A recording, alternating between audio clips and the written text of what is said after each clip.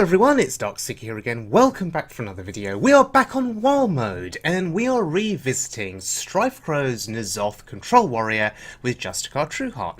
This is a deck that I featured on my channel last season. Did quite well with it. In this video, we're going to revisit it, but we're going to compare it to TempoStorm's version of N'Zoth Control Warrior with Justicar Trueheart. So two different versions of N'Zoth Control Warrior. Let's start off with the StrifeCro deck here. Now, I've added a card into the deck. I've added in Elise, which you can see there. And the reason is, in the late game, once you've played N'Zoth the Corruptor, that's all of your big threats essentially played and dealt with. Elise, with the pack value, well, it gives you a bit of staying power, and you get a few more cards that you can play with. Really good against control decks. Sometimes it can work against mid-range. Against aggro, Elise doesn't really see much play. Well, she may be played as a body on board, a 5/5 body, but the pack itself probably never gets played. Now, in this game here against a Shaman, we stole his Kel'Thuzad. And his KT has Ancestral Spirit on it. The situation here is a bit awkward. There's two Sylvanuses. Sylvani? Two copies of Sylvanus on the board here. A bit awkward.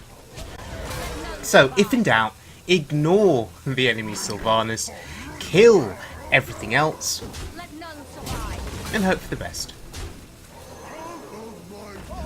And with the rope burning here, it's just sort of a snap pick the public defender, putting a one-attack minion in the way of his Sylvanus taunt.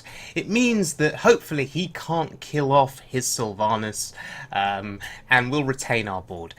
But worst case scenario, if he does manage to kill it off, there's a 3/3 and a 3/1 that he can steal quite happily. As long as he doesn't steal KT or my Sylvanus. So this is very awkward for him, and until we stole his KT, things were going very badly for us. You know, he was doing control Shaman things, you know, bringing his board back to life with that KT. It was very, very awkward. We managed to steal it, and now all of a sudden we are in the driver's seat.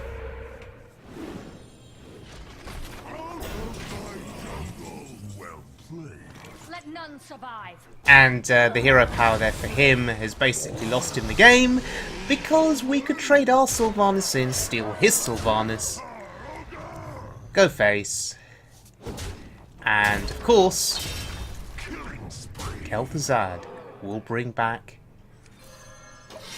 Sylvanus. So, yeah, looks like we're in control of this game now. The N'Zoth value will be insane eventually, if it gets that far. Volcano does nothing, really. Oh, Volcano number 2 looks like it does something initially, but KT has Ancestral Spirit, so actually it does nothing. That was a really fun way to end the game. All revolved around KT. Okay, heading into this next game here, we're going up against a warrior. Now, you only need one guess, really, as to what kind of a warrior this is. Greetings. Yeah, there's the haha. I'm in charge now. There's the patches. Thinks he's in charge now.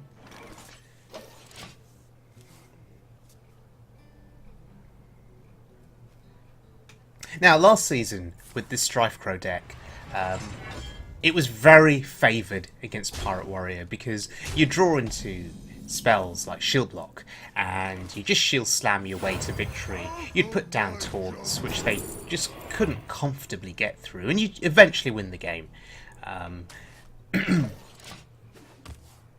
Often Justicar wasn't even needed. The taunts and the Shield Blocks were enough. And if you were fortunate enough to draw into Fiery War Axe, that was often enough to just to keep the early board clear. And Bash was also another card that I used successfully last season with this deck. Bash did such a good job of clearing early pirates, early threats, particularly good against Ship's Cannon, particularly good against South Sea Captain. My hand is feeling a little slow at the moment though, just in terms of dealing with his threats. Fiery War Axe would be really nice. So we just have to play a Tempo Ghoul there, just to contest the Corcoran. The chances are though he's going to be able to deal with it. Oh no, okay, he can't deal with it. He trades. Now, that's good for us. That's 4 damage that did not go face. So we're quite happy. And it's not looking too bad for us now because we have a taunt in the way, so it's going to be awkward for him to get through the taunt minion. Okay, he's invested a lot to get through. That's 2-card investment. The problem is that Frothing Berserker is growing, and we're taking a lot of damage now. So my only hope, really, is Justicar now. If we can tank up every turn, we build up our armor total, and we have 2 shield slams in play. So we can deal with the entire board, actually. The trouble is, we're going to take 8 damage to the face, and that is massive. Brawl is a consideration, but if one of his minions survives, we're in serious trouble. Better to trade here, and better to shield slam. So it looks actually really good for us at this point. We have a low health total, but you know we're going to be tanking up every turn. It looks reasonable, right? Okay, that's bad news because we can't deal with that, and we're taking 4 damage here. That's painful. And now we're in trouble. You see, it was looking good, and now we're in trouble again. We're slowly running him out of cards and threats, but is it going to be enough? When they say well played, it usually means you're dead. So no, it's not going to be enough here, I don't think, because, yeah, Leroy Jenkins. And Heroic Strike for overkill, of course. So that's really sad, that's really unfortunate. This deck worked out very well against Pirates in the last season. Here, I just didn't draw what I needed. So there you go, it happens. Okay, we're joining this game in progress against a Mage. Rank 13 here. This is a very interesting game. Because this Mage, you know, he's essentially like a, sort of, I guess, a tempo Mage. And it all comes down to, can they burn you out? Okay. The trouble is, we've got tank up, and we have a ridiculously high health total, including armor. And every time you see them use a spell to kill a minion, that is a spell that's not going face. Which is why I put down Sylvanas. I want to invite him to use Burn here. And yes, there's a fireball. He's using a fireball to kill Sylvanas. That's good. That's really, really good for us. And notice that he had to play the Flamewaker after the spell. Because of Sylvanas, so he essentially missed 2 damage there, which is really good for us. And now we just put some massive roadblocks in the way. 3 Death Rattle minions coming back to life. 3 of them, all good quality.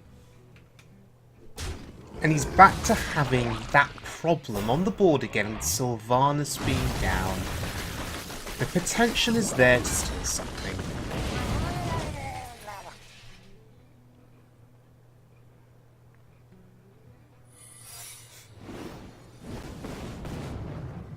So, I called it a tempo mage earlier. It's more sort of a secrets mage, an aggressive secrets mage, because of the crystal runner.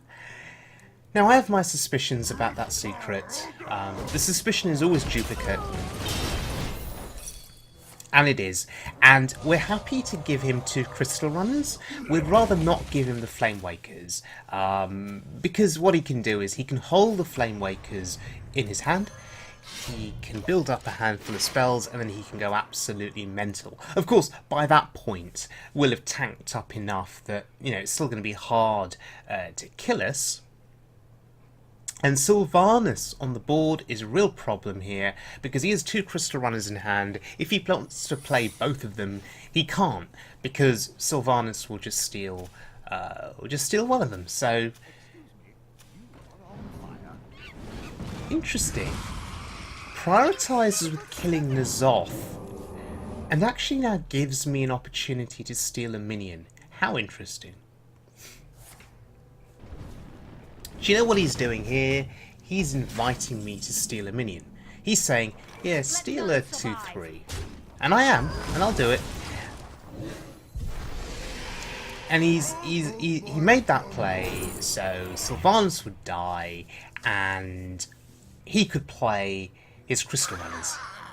And I'm happy to accommodate him, because I don't see how I lose this game now. With my armor total being what it is, it's very difficult to see how we lose. The thing we'd be scared of is Antonidas. But I don't think this version of Mage runs Antonidas.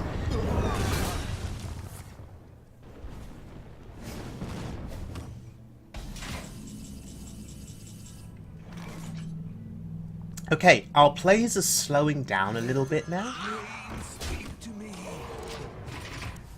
And the priority, though, is tanking up every single turn now.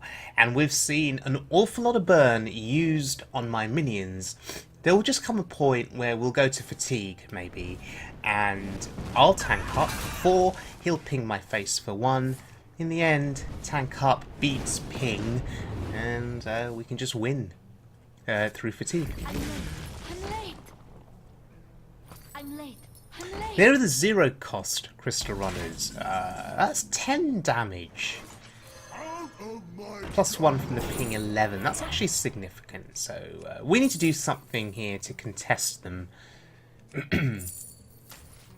Bloodhoof Brave doesn't do much, but it'll stop some damage for a turn. Presumably he'll trade and ping. And if he does that, of course, we have Bash, we have Sleep with the Fishes, we have Ravaging Ghoul, we have ways of clearing his board. The question is, how much of our removal do we want to commit on the next turn? Do we want to wait for a little bit? Wait for him to play a little bit more? There are various considerations here.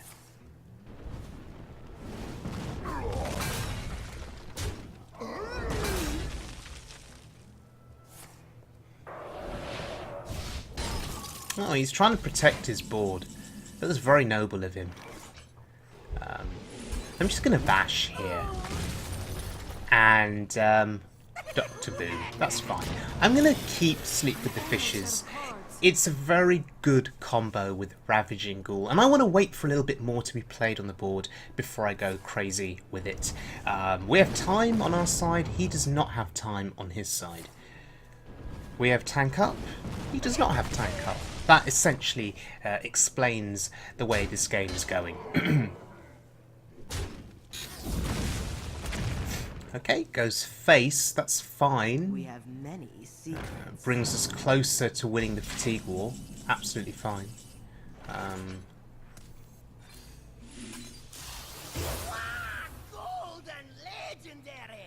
And do you fancy that? We get Elise. Again, Golden Elise. Feels good. Yeah, this game's over. It's really, really over. I'm so happy I put Elise in this deck. The pack value is just insane. Especially in games like this where you go to fatigue. The value you get from it is unbelievable. I certainly think this version of Elise is better than the older version of Elise that gave you the golden monkey. And wow, he plays Echo of Medivh. So greedy.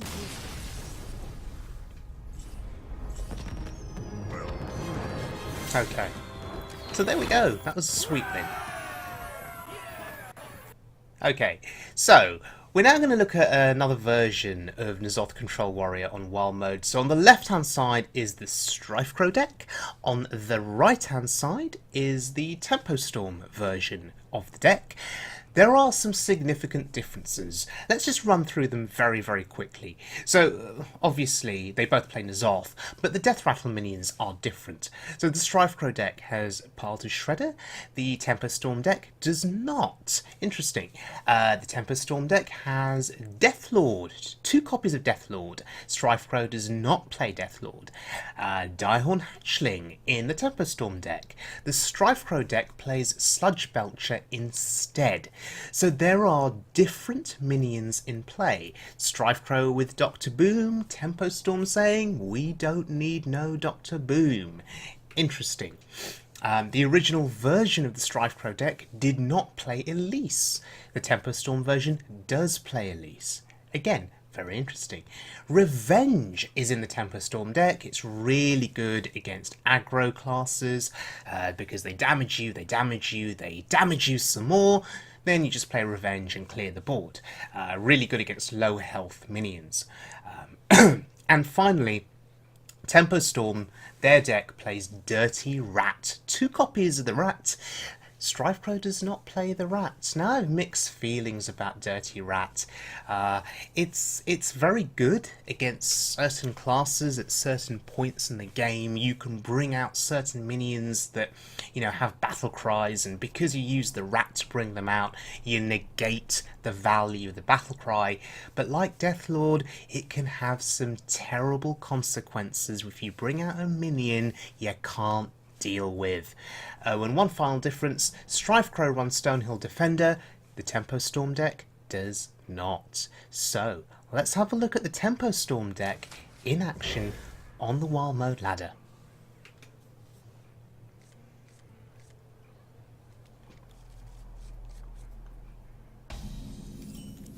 Okay, so it's a mage again. Let's see what kind of a mage it is. Wild mode mages, there are so many different kinds. There's Tempo, there's Secrets, there's Reno, there's the N'Zoth mage. There's Mech Mage too, believe it or not. So yeah, there's different kinds of mage. Primordial Glyph, okay. It's such a good card. It really is. Thinking ahead now, what are we doing? What are we doing on this turn? There's really nothing to do. I value the Ravaging Ghoul, I think. So we're not going to play it. Yeah, we could have played it as a tempo 3-drop. We're not going to do that. We have many secrets. Oh, here come the secrets. Okay. So, like with the last game against the mage, this is Secrets Mage then. And seeing both of those secrets is quite scary. That's scary. Yeah. We're testing for Counterspell there, just taking the gamble, just to see if it was Counterspell. It wasn't, but it was Duplicate. Now, why was that a bad thing for us? Well, Kirantor Mage, it's a 4/3 body. That 4 attack does an awful lot. It's actually quite significant. And now we have 3 secrets in play, and we're feeling really scared here, actually. And I suspect one of the secrets is Mirror Entity. Yeah, it is. We did not want to give him Daihorn Hatchling. Really, we did not want to give him that. Counterspell, sure. I actually think that testing for Counterspell with the Shield Slam was fine, because I wouldn't want Revenge to be procced on my counterspell, on the counterspell. Revenge is going to be quite important in this game when it comes to clearing minions off the board, potentially. So I was actually happy to sacrifice the Shield Slam. I know some players would have just Revenged just to proc the counterspell, even if Revenge didn't do anything. But no, I actually value it in this game.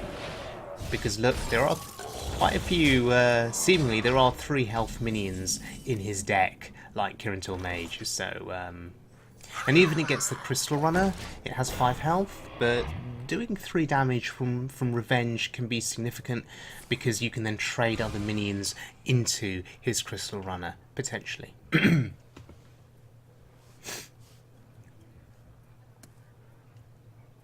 So how many more Kirintor Mages can we expect in this game? He played 1, he got duplicates, so he got 2 more copies back, and then he's still got another Kirintor Mage that exists natively in the deck. There's another 3 health minion in Arcanologist, so that's another good Revenge target, potentially.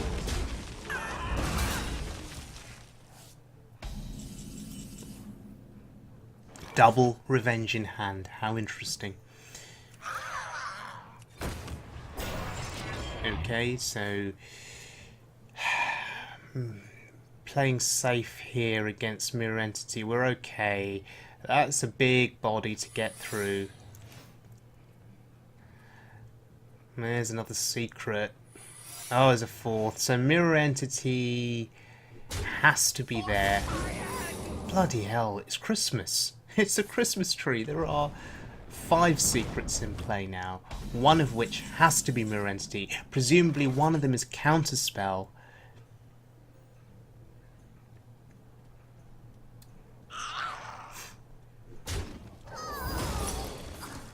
Effigy. Oh boy. Huh. So, do we proc the Counterspell now? Or do we just play Dirty Rat and see what comes out? Okay, Mirror Entity, sure, that's fine. And that's a spell, not a minion. Potion of Polymorph? Okay, fine, good, good, good. And Mana Bind, wow, okay. But it wasn't Counterspell, sure, okay. Fine. And seeing Potion of Polymorph there was really good, because Sylvanas now will be safe. Yeah, this is really interesting. Going up against Secrets Mage, you just don't know what the secrets are. This is where something like a deck tracker would come in handy, just to count the number of times that you've seen secrets played. And now he's pushing aggression, he's loading up the board, not fearing Brawl, which is interesting. And there's Brawl. I'm just going to play Sylvanas here. I think it's fine. I'm not afraid of dying with what he has on board. I'm just going to trade the sheep away. Just to injure the rat. Bring it down to 5 health.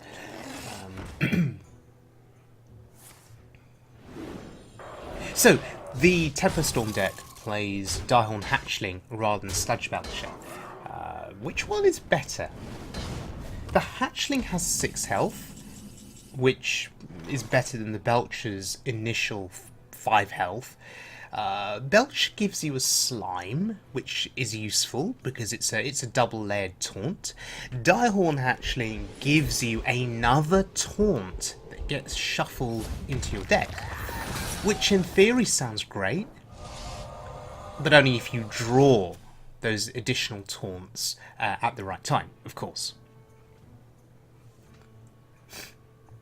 So I think it's very close. I've often called Sludge Belcher the best taunt in the game because it's double layered, and against aggro that's huge. But I'd be willing to change my mind, and I think I need to play with Diehorn Hatchling a little bit more. I think the initial 6 health on Hatchling is very good, and perhaps good enough such that you could argue it's better than Belcher with its 5 health. And now that was very fortunate.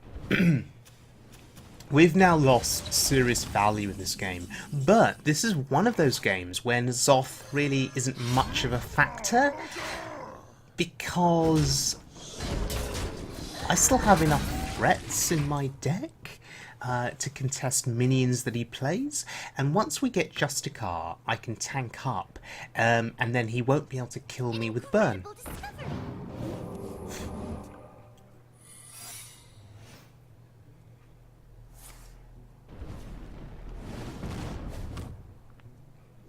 Oh wow, he's trading.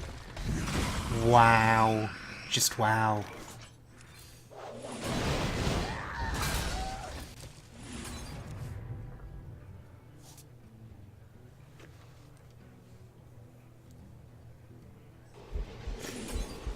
Actually executing that.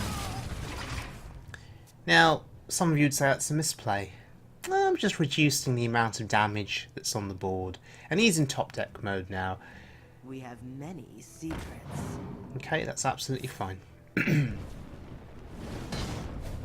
The priority now is to reduce the amount of damage that we take, and that is clearing every minion that he plays, no matter what, and just keep armoring up every single turn, and we can't lose the game. If I'd held my execute, then we'd have taken 2 extra damage. Is that a big deal? No, it doesn't seem like it. But why bother taking a risk?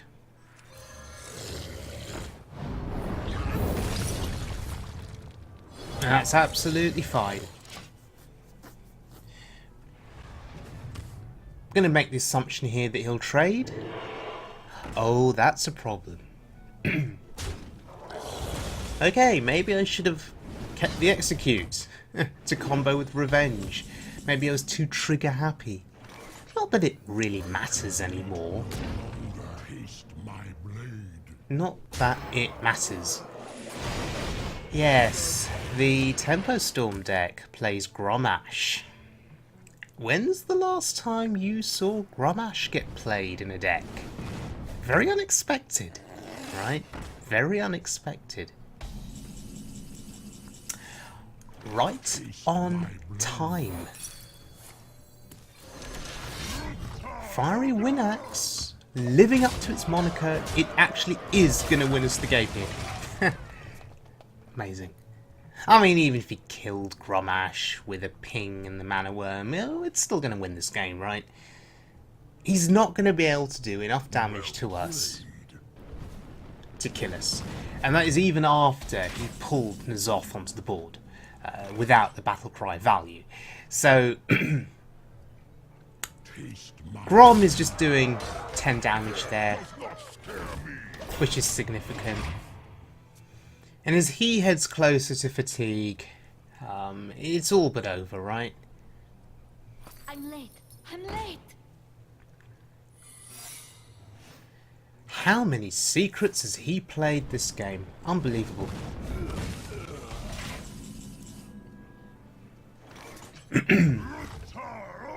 Just gonna kill it.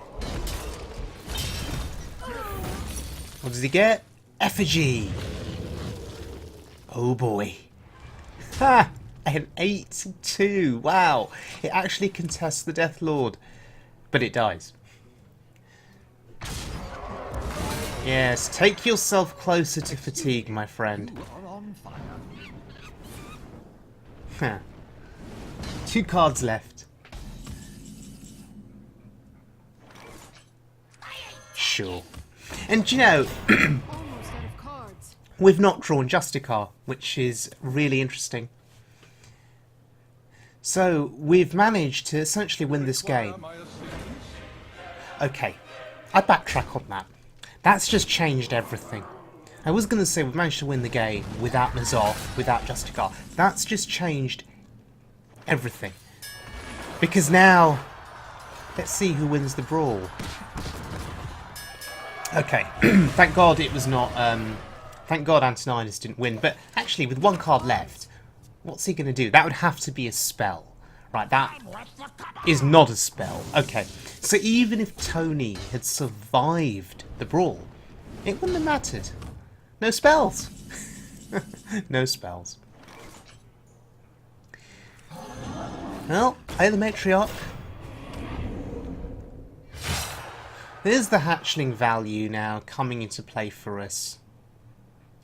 So Sludge Belcher gives you that instant slime on the board as a taunt. The Diehorn Hatchling gives you the Matriarch to be played later in the game.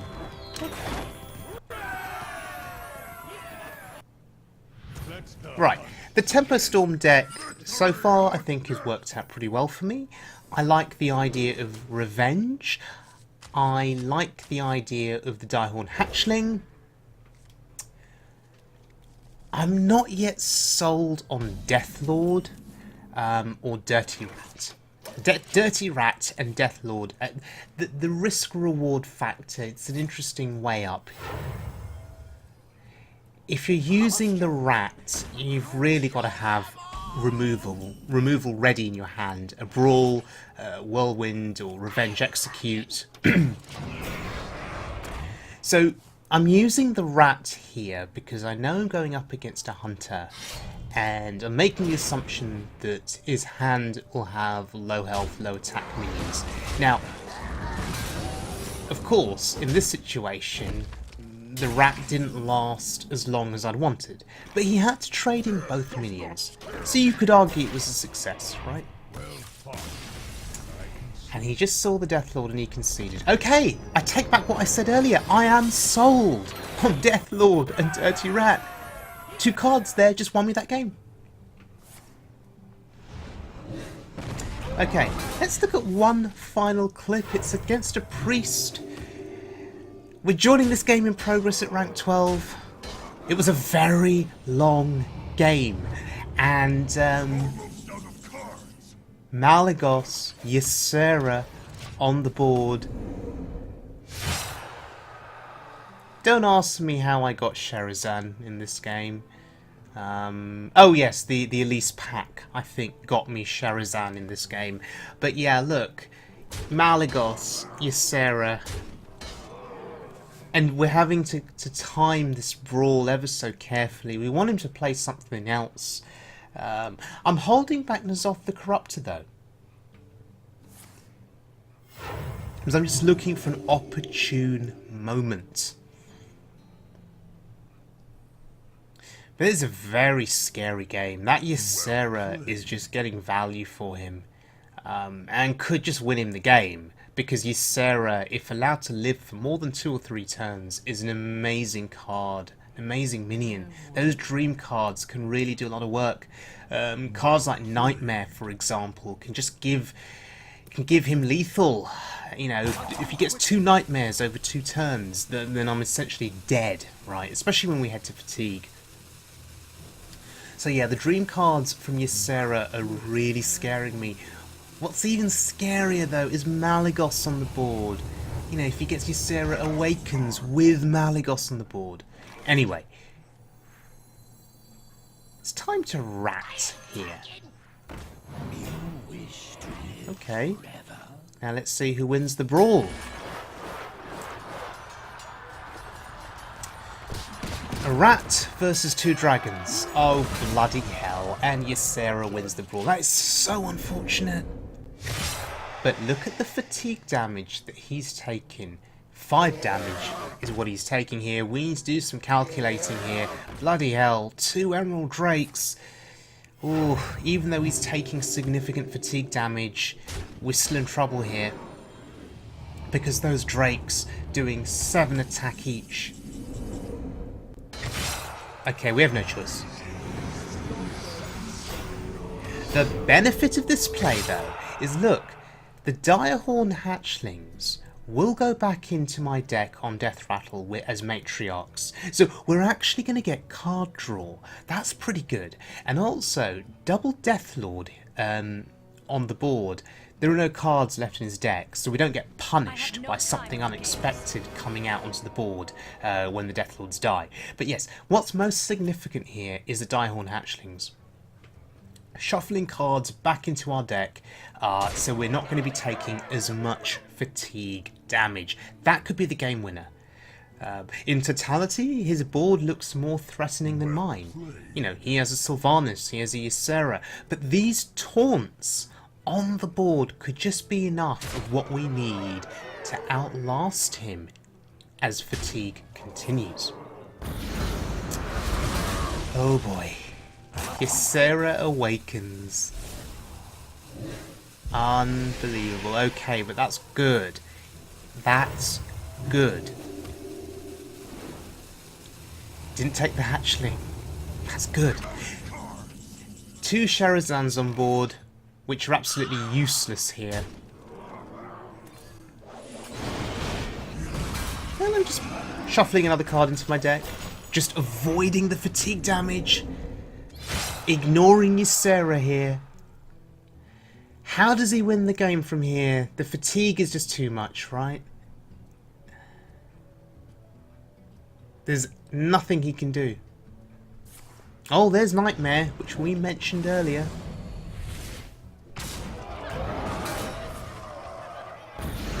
Oh, what an honourable way to go. Killing yourself. But what was scary there is that he had 2 Ysera Awakens. Yeah, that was actually very scary. That could have ended badly for us. Okay, so the StrifeCro deck on the left, the TempoStorm deck on the right. Which one do I prefer? I'm going to go with the TempoStorm deck. You saw in that game, having Direhorn Hatchling in a control game is great because it puts the Matriarch into your deck, makes it available as you go into fatigue, and it just gives you a bit of an advantage over your opponent, especially if they're fatiguing as well. The TempoStorm deck has Deathlord. I mean, that is one card that, as I say, I said earlier I wasn't sold on it, along with Dirty Rat, actually. You saw it won me the Hunter game. He just saw the Deathlord and he thought, oh, bloody hell, I can't get through it. But there's been plenty of occasions where Deathlord has punished me, you know, on wild mode, where it's brought out like Ragnaros, where it's brought out Ysera. Deathlord is a major gamble. It's good against aggro decks, but against control decks that play heavy minions, not so good. I'd actually be tempted to take out 1 Deathlord from the TempoStorm deck and put in 1 Stonehill Defender, just to get the taunt value, taunts being very, very important. One thing I love about the TempoStorm deck, though, is double revenge. That's actually helped me so much in games against Pirate Warrior, against Token Druid. So in the end, I will side with the TempoStorm deck over the StrifeCro deck. Right, thank you very much for joining me, everyone. I've had a really fun time making this video. I do love Control Warrior, particularly when Justicar Trueheart is involved. So if you've enjoyed the video, please subscribe, and I'll see you all again very soon for more action on Wild Mode.